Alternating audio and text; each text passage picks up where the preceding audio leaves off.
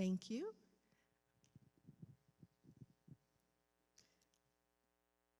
Hello again.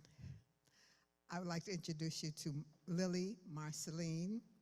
She's a community activist and organizer who has dedicated herself to a lifelong journey around racial and social justice equity. Ms. Marceline has worked on a broad range of issues from gender-based violence, human trafficking, health and socioeconomic disparities to women's reproductive health and rights. She is the founder and executive director of the Resilient Sisterhood Project, RSP, with a mission to inform and empower women and young adults of African descent about the common diseases of the reproductive system that disproportionately affect them. Ms. Marceline strongly prefers to work in partnership with, rather than on behalf of, Black women to address deeply rooted systemic racism. Ms. Marceline holds education degrees from Wellesley College, BA Women's and Gender Studies with a concentration in science, public health, and global health, Tufts University, Masters in Public Policy, Boston University School of Management, certificate from the Institute for Nonprofit Management and Leadership program. Ms. Marceline. Thank you for your kind introduction. Thank you. Good afternoon, everyone. Can you hear me? So I apologize, I have to sit down. I'm dealing with a case of vertigo. But I can function with it today. So hence me being here. So thank you so much, Kim, for the invitation, Karen for the invitation. And this is my first time inside this church. And I feel that I should be ashamed of myself because our office used to be right at the Tubman House for 8 years. So I've walked by the church so many times, so I do not understand how come I somehow never came in. But here I am today. So this will not be my first time or the last time. This will not be my first time or last time here for sure. So thank you. So I, as mentioned in the introduction, I founded the Resilient Sisterhood Project some 13 years ago. And I won't go into the genesis of what led me to starting the organization because it's a very long story. But I'm glad that I had the opportunity to speak to dozens and dozens of Black women who spent about 3 years from 2008 to 2011 who spoke with me about their issues with reproductive health, primarily diseases of the reproductive system, and where they urged me to do something about some of those diseases. It took me about 3 years to put the organization together. So I'm just really happy to see that, here we are 13 years later and we are still functioning. So this is, the mission statement of RSP really brings a really strong, it highlights what I learned from what I heard about these women, and I realized that at their urging to do something and to start an organization, it was clear that I wasn't going to start a health center or start a research institution. But what they also told me they felt was going to be important in honoring and supporting and hearing what they had to say was to really start an organization that would focus on education and advocacy and empowerment of Black women when it comes to reproductive health and reproductive rights.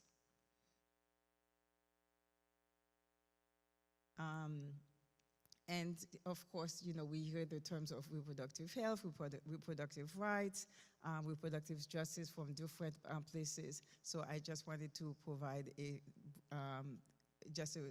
definitions from different organizations about the meaning that they bring to those terms. So before I get to the topic that we're going to, we will address in terms of looking at how chronic stress, and more in particular, cortisol derived from chronic stress. But I still want to take a few seconds to quickly say a few words about the Resilient Sisterhood Project, how we really,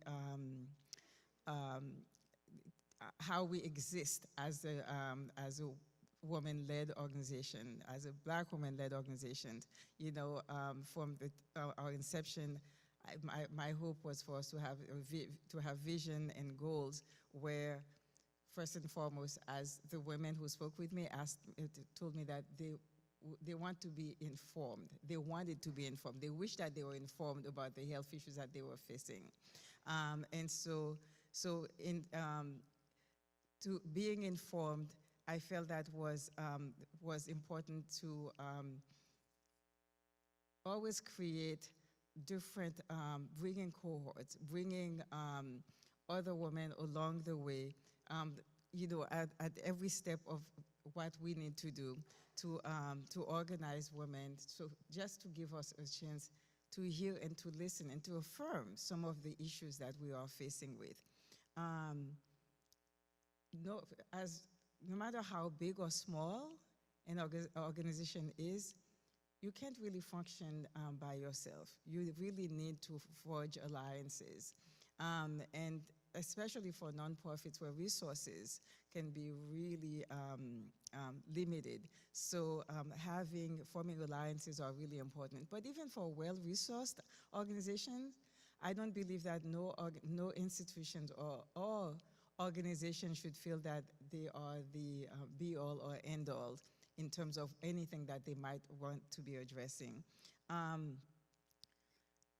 Having informed communities, having organized groups, having formed alliances lead to promote better public dialogue, better public health, just better overall education, which of course will always lead to, which can lead to positive health outcomes. So I won't stay too long about this slide, but again, it's to show the importance of thinking and seeing things through a lens of intersectionality. And I personally and professionally, I ground my life through the Sankofa principle. And so our work is really deeply grounded in the Sankofa principle, but I'm also someone who really believes in, as Lisa mentioned earlier, it is so crucial that we know our past. Without that knowledge of knowing your past, it can be really challenging to understand the present, and much less to really think about the future, how we are charting our future. And the Resilient Sisterhood Project, we have 6 core programs. And these are the 6 core programs. But anyway, so I really wanted to get to what the issue at hand that I wanted to talk to you about today in terms of reproductive health and the chronic stress of racism. I think a lot of us, all of us at one point in our lives have been affected by stress. So the type of stress that I will be talking about is not the stress that one encounters just getting stuck on the expressway or being stuck in a long line at the supermarket. Because eventually, while it can be stressful to be on the expressway, but eventually we do get off an exit ramp will come up. Eventually you will pay for your groceries and you will leave. But the type of stress that I will be talking about is the type of unrelenting chronic stress due to racism. So stress that because of how I look or how you look, somebody or policies, laws decide that you will be treated a certain way, that your life will be dictated a certain way about where you live, what you have access to, your income, access to healthcare, to food, to so many things. I cannot change my skin color. I am who I am. There's nothing that I can do about that. There is nothing I would want to do about it. But when you're being attacked constantly because of the way you look, because of where you come from, because of some, perceived differences, created myths about someone, that really can have a tremendous impact about one's health, psychologically, physiologically, emotionally, and I could go on and on. So, but today, because at the Resilient Sisterhood Project, our focus is on reproductive health, and primarily the female reproductive tract. So, I mentioned that when I started the Resilient Sisterhood Project, it was because a lot of Black women spoke with me about diseases of the reproductive system that they were dealing with. So, you might be thinking, well, what are some of those diseases? And I really want you to remember and keep in mind when I mention those diseases, because as I will make reference about them. And I'll try to give some statistics along the way.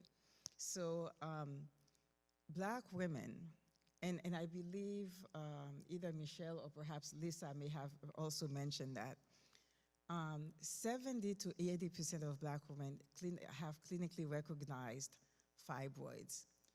They tend to be diagnosed with fibroids at younger and younger ages. Black women have more complications with fibroids, have more hysterectomies than any other ethnic groups in this country. Endometriosis.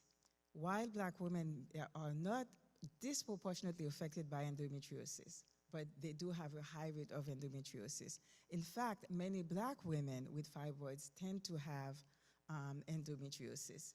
However, the diagnosis for endometriosis comes much later. In fact, it doesn't matter who you are, white, Asian, indigenous women, the diagnosis of endometriosis can take years, sometimes 7 to 9 years. It can take from a woman from seeing 7 to 9 doctors before they get the proper diagnosis. Not only do Black women go through that, but doctors are also quick at diagnosing Black women with PID, which is a sexually transmitted disease. Think about that. So many times, Black women are being treated for PID, which they do not have, while the endometriosis is spreading throughout different organs in the bodies. Many Black women are also are disproportionately affected by infertility. I remember when I used to tell people that they're usually stunned, and some people were brave enough to say, "Oh, I don't think Black women would have a high rate of infertility." To which I always respond like, "Oh, I'm curious to hear that. Tell me more." And some people might decide to tell me more. Some might quickly realize that maybe this is not the time to share whatever the stereotype that they're thinking about.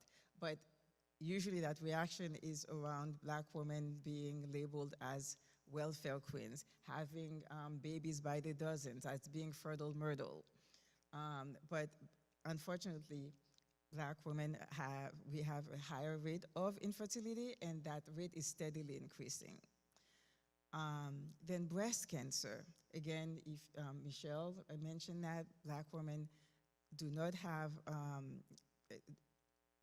are not disproportionately affected by breast cancer, but they tend to be diagnosed at a much younger age and tend to have the more aggressive subtype of breast cancer, which leads to much poorer health outcomes. Uterine or endometrial cancer, This is very same. Black women tend to have a more aggressive subtype. If many of you sitting here remember Gwen Eiffel, she died of an aggressive type of uterine cancer. 1 second she was interviewing presidential candidates, and the next second we heard that she passed away. That was due to a very aggressive type of endometrial cancer. Ovarian cancer,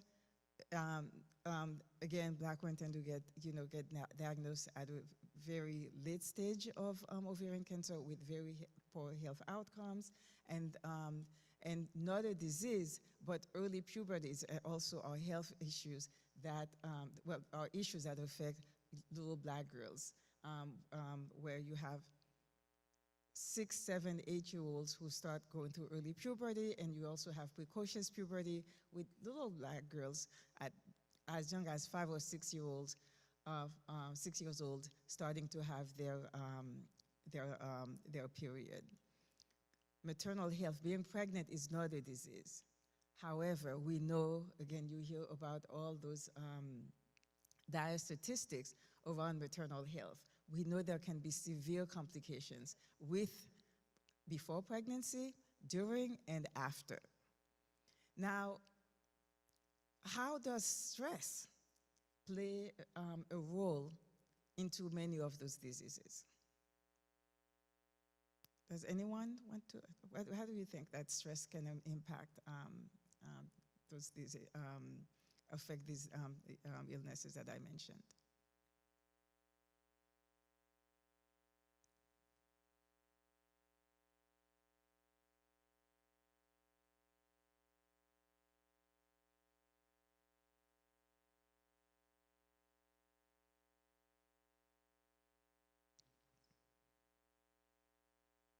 Absolutely, you are totally right. Thank you for answering this question.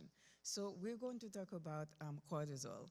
As I mentioned in this slide, so cortisol has severe health implications on the female reproductive tract. It also does on the male reproductive tract, but that's not my line of expertise. But it absolutely affects the female reproductive tract. So stress is a biological marker that can lead to very high levels of cortisol. And cortisol is a hormone, and we know that hormones are chemical messengers in the bloodstream that can control the action of specific cells or our organs. I don't think I have any more slides because this is the last slide for you guys to, if you would like to remain in touch with the Resilient Sisterhood Project, to do so. So I'm going to, so what I did, I kept, because of my vertigo, so I don't keep looking up between the screen and looking at you. So I decided to just have the few slides. So what I will do, I'll just kind of like read some of the information that I would like to share with you about the impact of cortisol and the chronic stress of racism and the toll that it takes on our body, on a cellular level.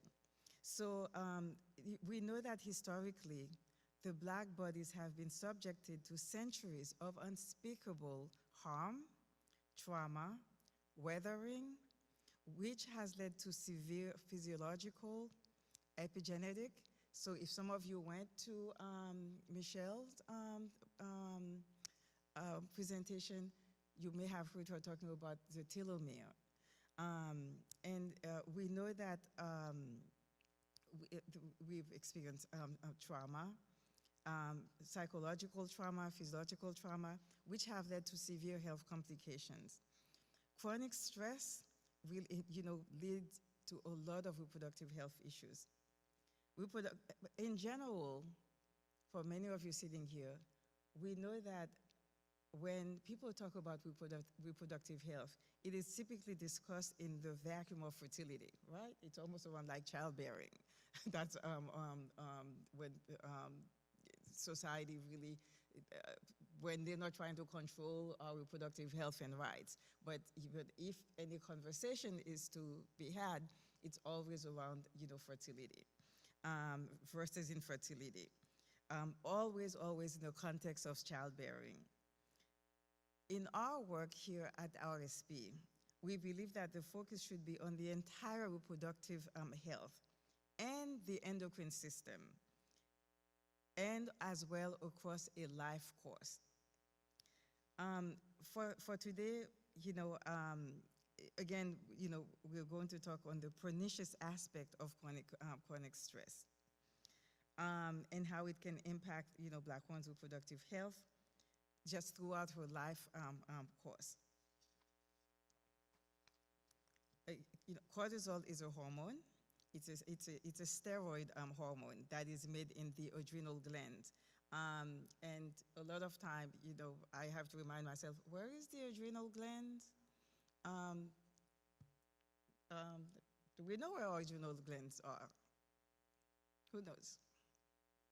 Brownie point for whoever gets it. The adrenal glands, yes? That's right, on top of our kidneys. That's where the adrenal glands are. It's important to know because when you see a doctor, you want to have a primary care physician who focuses on the adrenal and the endocrine system. Because once it goes out of whack, everything is off balance. So it is important for us to remember where, the adrenal glands, it's a little tiny gland, and which plays a major, major role in our life. But we don't really talk about it, and most of us don't even know where on earth that gland is situated. But I know you guys know, for now, I know all of you sitting here, you know where that gland, those glands are situated. So cortisol can affect several aspects of our health, and it helps to regulate our body's response to stress. High or low levels of cortisol can impact your health.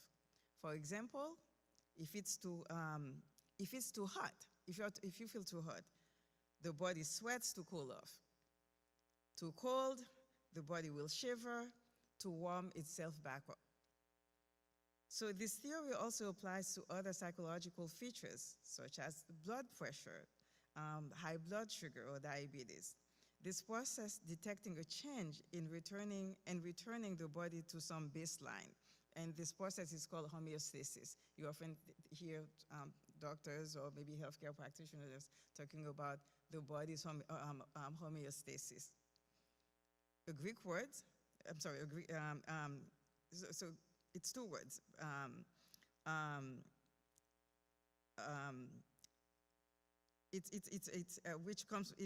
Homeostasis comes from the Greek words, the same and standing still. So homeostasis is like a thermostat. It's about maintaining equilibrium, consistency, and stability for our bodies. So we often associate cortisol with stress, as we should, but also cortisol is not fully a total villain. It's an essential hormone that affects almost every organ and tissue in our body. It plays many important roles, including regulating our body glucose for energy, decreasing inflation. Never mind. We do need inflammation, even though we do need some decreasing inflation. Regulating blood pressure, helping control our sleep and wake cycle. So our body continuously monitors its cortisol levels to maintain steady levels of homeostasis. High or low, a high level of cortisol can be harmful to your health, as well as a low level, it can also be very harmful. So cortisol plays a key role in managing our body's stress response. The body releases cortisol when you experience any of the following types of stress: acute, short-term stress, or chronic, long-term stress, or traumatic stress. Especially for us Black folks, we have 450 years of chronic stress. I was born in Haiti, where for us it's about 600 years of chronic stress, because slavery started much earlier in the Caribbean than it did here in America. So we're talking several centuries of chronic stress. There's acute short-term stress. Eventually, with we experience short-term stress, perhaps a prolonged illness, but eventually you recover.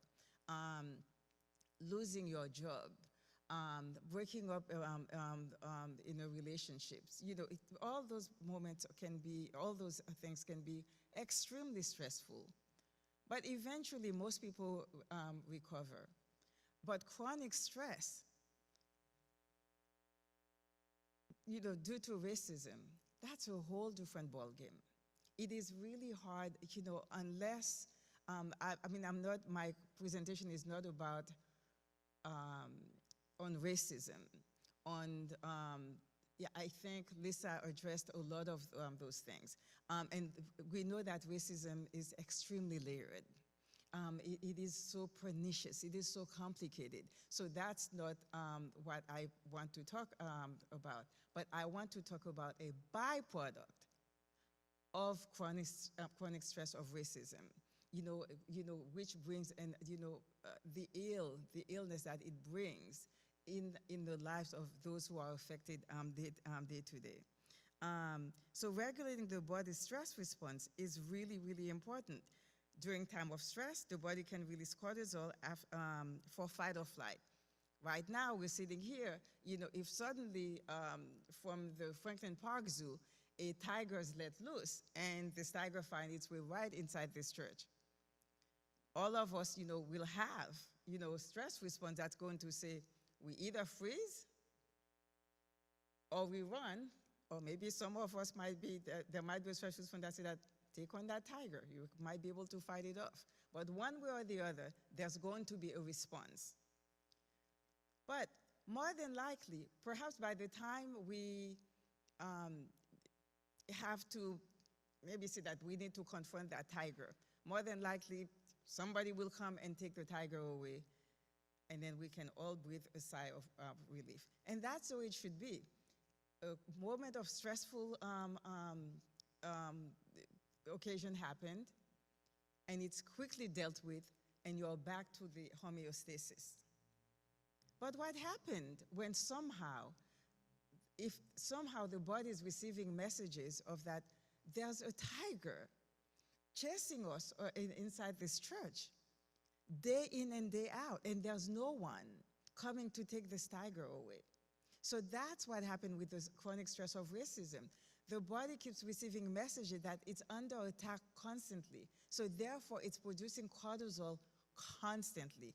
And then this excess cortisol at a cellular level will start creating all kinds of health issues. And in focusing on the reproductive tract, what are the, how does it happen? I talked about fibroids, endometriosis, maternal health, cancer. Well, this, excess cortisol, at a cellular level leads to, excess stress leads to excess cortisol, and this excess cortisol affects, the different organs. And for instance, let's just say we are not even talking about reproductive health issues, but somebody who develops diabetes. So when, the diabetes, is already met with, an overly stressed body. When we talk about maternal health, we hear about the statistics about, the high death rates of maternal mortality and morbidity in Black women. Getting pregnant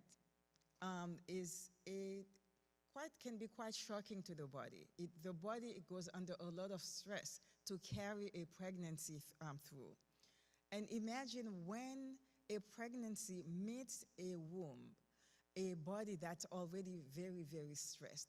You can just imagine the impact of cortisol upon the body. We, how does excess, so one might say, well, how does it impact a pregnancy? I won't go through all of the different ways, but I can give you a couple of examples. Excess cortisol affects the placenta. It inhibits blood flow to the placenta. And we know that the baby gets its nourishment through the blood flow into the placenta. Excess cortisol can lead even the placenta to create its own stress hormones, leading to preterm birth, leading to low birth with babies. Now, earlier I mentioned that we should focus on a woman's reproductive health through a life course. Think about the impact of cortisol and a pregnant woman. It affects blood flow to the placenta. It can lead to preterm birth. It can lead to low birth babies. Low weight babies that are born with low birth weight have become more vulnerable as adults to develop cardiovascular issues, to develop type 2 diabetes, and also to be more vulnerable to certain types of cancer. So you see the progression of the life course in terms of reproductive health and the excess cortisol as a hormone and the toll that it takes on our bodies. Cortisol also regulates our metabolism, again, such as our blood sugar levels, to prevent diabetes, and other chemical processes, again, to regulate different function in the body. Cortisol affects, bodily tissues, managing, again, glucose, and including suppressing inflammation. Inflammation is really, really, really important. High level of cortisol inevitably will lead to inflammation. And we know high levels of inflammation in the body, in our body cells, lead to cancer. It can lead to all kinds of, certainly will lead to cardiovascular issues and all kinds of other reproductive, all kinds of other health issues. How am I doing on time? 5 more minutes. So overall, again, excess cortisol has a tremendous impact on estrogen, progesterone, and many of the stress hormones. Excess cortisol leads to excess estrogen.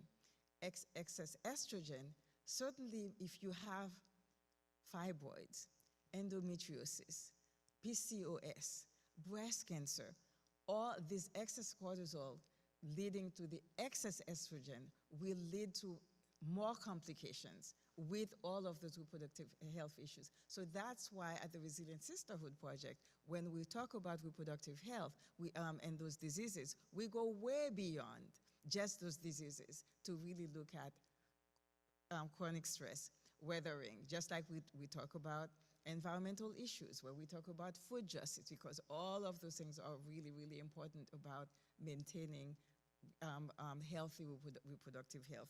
So what can we do, of course, to reduce our cortisol levels? Certainly not easy, because racism is not going anywhere, and with the current political climate and this person that we have at the White House, to say that our levels of stress are going up would be an understatement. When I see my primary care physician, I run a nonprofit, which again leads to all kinds of stress. He always is like, oh, can we, you can test your, I don't know whether any of you have ever had your cortisol tested, but it's through a saliva test. It can be done. So twice a year, he wants to test my stress levels. I'm like, no, just once a year, because I end up stressing more. Seeing how high my cortisol level, because I start stressing before I take the test. And I'm like, no, I'm just going to produce more stress. So I'll just see what, let me see what I can do to reduce that stress level. I certainly cannot change my skin color, and I am quite happy in who I am. I'm happy in my skin.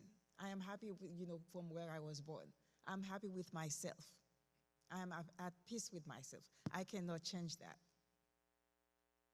The onus is on those who seem to have an issue with what I look like, about my accent, about my height, about my gender. It does not, the onus is on them, but I know that because of the power that they may have, they certainly can inflict, a lot of harm upon my body, upon black bodies, or bodies that have been othered. So, but what is it that we can do? I think, first of all, finding a degree of being at ease and at peace and accepting who we are is a very good step. We can, I know that it's not, this is not an easy time for any of us, for just so many reasons, regardless of our skin color. And especially, if our political views or beliefs do not align with what's going on right here. But nonetheless, we have to find some type of homeostasis to remain alive. So what are some of the things that we can do? It's summertime. We can even start taking, welcome the gift of summertime. The gift of the summer solstice that's coming, where we're going to have more daylight, to enjoy, to find more time to walk, to enjoy all those gorgeous flowers that we have, everywhere we turn around. The colors abound. How do we pay attention to the small and big things that are around us? When I walk around my neighborhood, sometimes we look straight ahead and we don't use our peripheral visions, and leading to losing all kinds of wonderful things that might be around us. How can we find joy and peace in the small and big things? But sometimes, we are more bound to encounter small things. With each season, coming here together as a community is part of learning. And that can also, even though we're hearing a lot of things that are stress-inducing, but I think the knowledge should give us some comfort into thinking, into having the recognition about what is, the harm, the trauma, the injustices around us. But how do we come in community, as one to support each other? How do we find joy and laughter? We are being bombarded by all kinds of horrible news and cruel policies that are trying to kill any little joy that we have. But we are resilient people.